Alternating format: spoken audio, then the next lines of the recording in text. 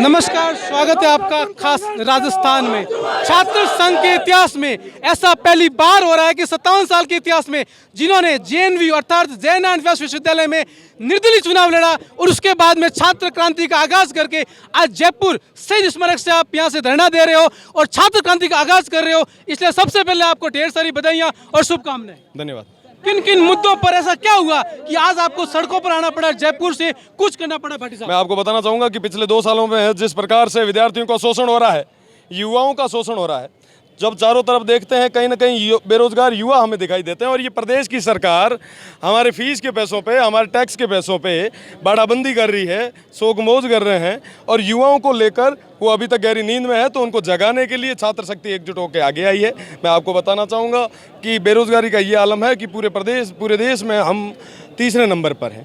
हर जगह बेरोजगारी का आलम है, पर ये क्या कर रहे हैं? कुछ भी नहीं। जब कभी कोई बात रखने आगे आता है तो कोविड की गाइडलाइन बता देते हैं, जब कोई युवा आगे आता है तो उनको लाठी के जोर पर दबाने का प्रयास किया जाता है, जब कोई युवा आगे आता है तो मुकदमों का प्रयास किया जाता है। तो मैं आप सब युवा साथियों के बदौलत, इन सब साथियों की बदौलत आपको बताना चाहूँगा कि युवा तैयार है, खुद की लड़ाई की लड़ने के लिए सक्षम है और आखिरी दम तक लड़ाई लड़ेंगे। आप अपना राजनीतिक भविष्य आगे कहाँ तक देखते हैं? क्योंकि मुझे आप में विधायक और सांसद नहीं, राजस्थान के मुख्यमंत्री तक के गुण दिख रहे हैं।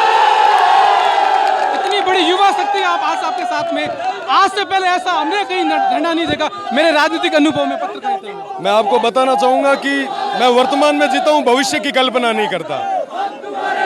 इन युवाओं ने मुझे यहाँ पर खड़ा किया है, इनकी बात को रखना मेरा कर्तव्य और मैं मेरे कर्तव्य की पालना कर रहा हूँ। आगे की क्या रणनीति रहेगी रोसा? आने वाले समय में अगर समय रहते सरकार नहीं चेतती है तो ये युवा शक्ति तैयार है उस सरकार को उखाड़ फेंकने के लिए। ऐसा सुनने में आया है हमें कि आपको तोड़ने के लिए साम दाम दंड पे सरकार हर तरीके से कोशिश कर रही है, इसमें लाठीचार्ज भी हो सकता है, मुकदमे भी लगेंगे, आप उसके लिए तैयार हैं? मैं कलेक्टर को नहीं बन दूँ, न को एसपी बना मैं ना। ए भाई यार जेत के बात आई, जेत के लागो कि यारो हक मारी जाए ओ तो खड़ो रे, हाँ ठोको मारे लट, ठोको मारे गोली, जो कुड़ना ठोरे और मजबूती में आखिरी दम तक लड़ाई लड़ा। कुणाल साहब, सबसे बड़ी बात है कि आज कोई यहाँ बड़ा पोस्टर नहीं दिख रहा है, केवल भारत का तिरंगा दिख रहा है। क्या बात है ऐसा कि आज और कोई पार्टी नहीं, केवल तिरंगा पे लड़ाई हो रही है? हाँ? पहले तो मैं आपको कहना चाहता हूं कि समस्त छात्र शक्ति यहाँ उपस्थित है और छात्र अपनी आवाज को बुलंद करना चाहते हैं और मैं आप छात्रों की जो आज मुख्य मांगे हैं जिस पर आया है हमें कि आपको तोड़ने के लिए साम दाम दंड पे सरकार हर तरीके से कोशिश कर रही है, इसमें लाठीचार्ज भी हो सकता है, मुकदमे भी लगेंगे, आप उसके लिए तैयार हैं? मैं कलेक्टर को नहीं बन दूँ, न को एसपी बना मैं ना। ए भाई यार जेत के बात आई, जेत के लागो कि यारो हक मारी जाए ओ तो खड़ो रे, हाँ ठोको मारे लट, ठोको मारे गोली, जो कुड़ना ठोरे और मजबूती में आखिरी दम तक लड़ाई लड़ा। कुणाल साहब, सबसे बड़ी बात है कि आज कोई यहाँ बड़ा पोस्टर नहीं दिख रहा है, केवल भारत का तिरंगा दिख रहा है। क्या बात है ऐसा कि आज और कोई पार्टी नहीं, केवल तिरंगा पे लड़ाई हो रही है? हाँ?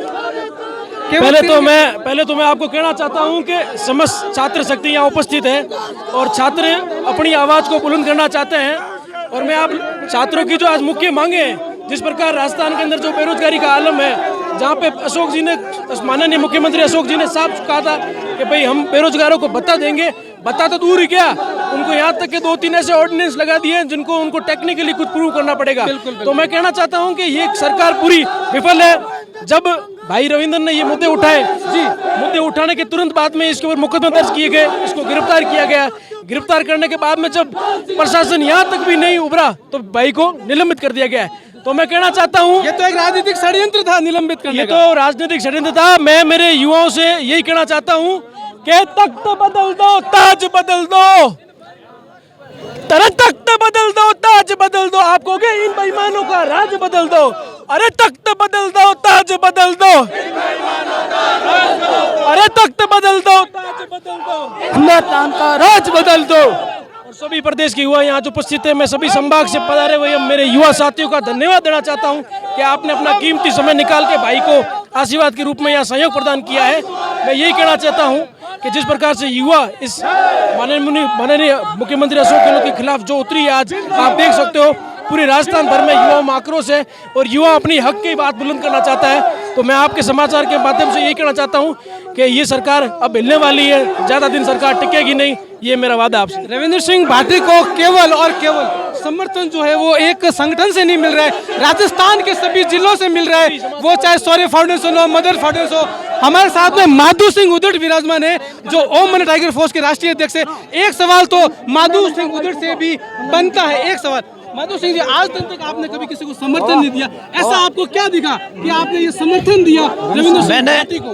मैंने मेरी जिंदगी में कभी किसी को समर्थन नहीं दिया, नहीं कोई पार्टी को, नहीं कोई छात्र राजनीति को, लेकिन एक 36 कौम के युवाओं की आवाज बन करके और फीस माफी को लेकर के जो भाई रौसा जो आवाज उठाई है, सिर्फ रौसा का समर्थन मैंने जिंदगी में पहली बार किया किसी राजनीति